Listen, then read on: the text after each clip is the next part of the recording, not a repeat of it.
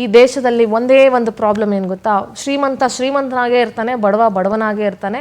ಮಧ್ಯಮ ವರ್ಗದವ್ರು ಮಾತ್ರ ಟ್ಯಾಕ್ಸ್ ಕಟ್ತಾನೇ ಇರ್ತಾರೆ. ಬಡವ್ರಿಗೂ ಟ್ಯಾಕ್ಸ್ ಇರೋದಿಲ್ಲ, ಒಂದು ಕಡೆ ಶ್ರೀಮಂತರು ಟ್ಯಾಕ್ಸಿಂದ ತಪ್ಪಿಸ್ಕೊಳ್ತಾ ಇರ್ತಾರೆ. ಆದರೆ ಈ ದೇಶದ ಮಧ್ಯಮ ವರ್ಗದ ಜನ ಮಾತ್ರ ಟ್ಯಾಕ್ಸ್ ಕಟ್ಟೋದ್ರಲ್ಲೇ ತಮ್ಮ ಇಡೀ ಜೀವಮಾನವನ್ನು ಮುಗಿಸ್ಬಿಟ್ಟಿರ್ತಾರೆ.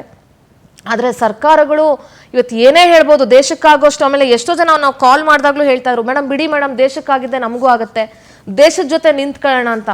ನನಗದನ್ನು ಕೇಳಿದಾಗ ನನಗೆ ಅವರನ್ನ ಅಯ್ಯೋ ಪಾಪ ಅಂತ ಅನ್ಬೇಕು, ಅಥವಾ ದಡ್ರು ಅನ್ಬೇಕು, ಅಥವಾ ಎಂಥ ಮುಗ್ಧರು ಅಂತ ಅನ್ಬೇಕು, ನನಗೆ ಅರ್ಥ ಆಗ್ತಾ ಇರಲಿಲ್ಲ. That's what. ನನಗೆ ಜನಗಳ ಮುಗ್ಧತೆ ಬಗ್ಗೆನೂ ಏನು ಹೇಳಬೇಕು ಅಂತ ಅರ್ಥ ಆಗ್ತಾ ಇಲ್ಲ. ಯಾಕೆಂದ್ರೆ ಈ ರಾಜಕೀಯ ಪಕ್ಷಗಳು ಮತ್ತು ನಮ್ಮ ವ್ಯವಸ್ಥೆ ಜನಗಳ ಮುಗ್ಧತೆಯನ್ನ ಎಷ್ಟು ಮಟ್ಟಕ್ಕೆ ಬಳಸ್ಕೊಂಡು ಬಿಟ್ಟಿದ್ದಾರೆ ಅಂತಂದ್ರೆ, ಇವತ್ತು ದೇಶಕ್ಕೋಸ್ಕರ ಪ್ರಾಣ ಕೊಡಿ ಅಂತಂದ್ರು ಕಣ್ಣು ಮುಚ್ಕೊಂಡು ಓಕೆ ಹ್ಞೂ ಹುಜೂರ್ ಅನ್ಕೊಂಡು ನಾವು ಪ್ರಾಣ ಕೊಡೋಕ್ಕೂ ರೆಡಿ ಆಗಿರ್ತೀವಿ.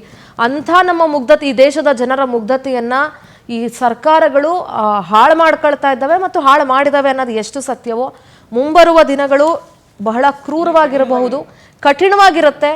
ಸೊ ಮತ್ತೊಮ್ಮೆ ಹೇಳ್ತಾ ಇದ್ದೀನಿ, ಮತ್ತೆ ನಾನು ಈ ಸಂದರ್ಭದಲ್ಲಿ ಒಂದು ವಿಚಾರ ಹೇಳಕ್ಕೆ ಇಷ್ಟಪಡ್ತೀನಿ. ಇಡೀ ಪ್ರಪಂಚದಲ್ಲಿ ಯಾರಾದರೂ ದಿ ಬೆಸ್ಟ್ ಫಿನಾನ್ಸ್ ಮಿನಿಸ್ಟರ್ಸ್ ಇದ್ದಾರೆ ಅಂತಂದ್ರೆ ಅದು ಈ ದೇಶದ ಪ್ರತಿ ಮನೆಯ ಮಹಿಳೆ ಅಂತ ಹೇಳಕ್ಕೆ ಇಷ್ಟಪಡ್ತೀನಿ.